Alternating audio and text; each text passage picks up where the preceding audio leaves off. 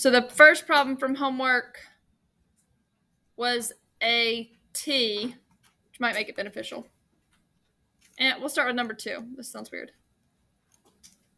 There are all my numbers for number 2, right?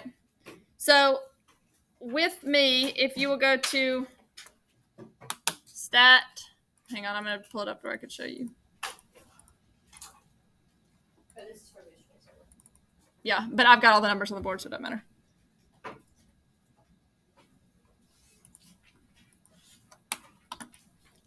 All right, so we're going to use these numbers. In your calculator, if you go to stat and over to tests, you get this list of options. So let's just talk about what we see first. So stat, and instead of edit, we're going over to tests. So we have a z-test and a t-test. Well, obviously the difference there is z and t. Then all of a sudden we switch to 2. So if these are 2, then what do you think these are? 1.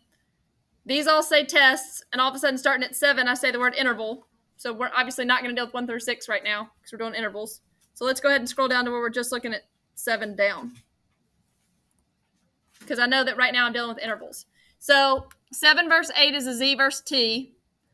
9 and 10 or 9 and 0 are 2 sample. We're not dealing with 2 sample. And then all of a sudden I'm going to 1 and 2. What do you think prop stands for? So these are proportions, which means all the ones above it that don't say proportion are going to be what? Means. These are all intervals.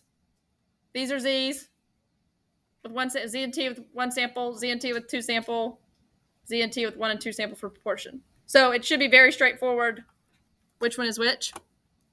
So for our number 2 homework problem, we did a z. We are dealing with means. So which button am I using? Or which number am I using? 7. So click on 7, and it pulls up this, and I have 2 options. I can have data, which asks me for a sigma list and different stuff. Well, I don't have a list for my homework, so go to stats instead. And now I just plug in what was my sigma, what was my x bar, what was my n, what was my confidence level. So your sigma is 578. Your x bar is 2,130. Your n is 100. Our confidence level was 0.99. And when we plug it in our calculator and hit calculate, it's going to give us 1,981.1, 2,278.9, which rounded is the same thing I would get here. It's actually this one because it uses the 2.576. Now, because that number is so big, it doesn't give you as many decimals. That's the only annoying part about it. But usually we get more than that. All right, so now let's go back to number 1. So this is now a what kind of problem instead? How is number 1 different than number 2? It is t. So we're going to go back to stat tests. I want to be done with interval stuff.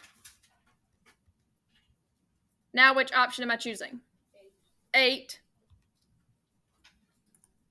Well, this one, if you had all the numbers, we would actually have the data in a list, which I think I have. So mine, I have all my data in list 2. Nope, list 3. Yeah, these are problems for number 1. Did it give us that right? You would have had this already in there. You don't have to worry about this. So I could now go to stat test 8, which is where I just was. And in mine, I could go to data and come down here and say, all my information is in list 3. I don't want to change my frequency. For this problem, I am using 95% confidence interval. And now you can't do this one completely with me because you don't have the number typed in unless you still have it in there. List 3, right? I had it in my calculator in list 3. That's just because of where it was. And so this time, it's going to give me my X bar that I would have had to look up myself, the S, which is not helpful at all, and my lower and upper. So I would still at this point have to figure out what my t is, and I wish it gave me my t because it did it and it just didn't print it for me. But it still gives me these two same values, the 2.4238. It's rounded slightly different because it uses t a different way. But so what I would do at this point is use this to check your answers on a test. I don't think it is that helpful right now to type it the way we did versus just typing these numbers in your calculator. I don't think it is a time saver at this point. Now, the one we just did,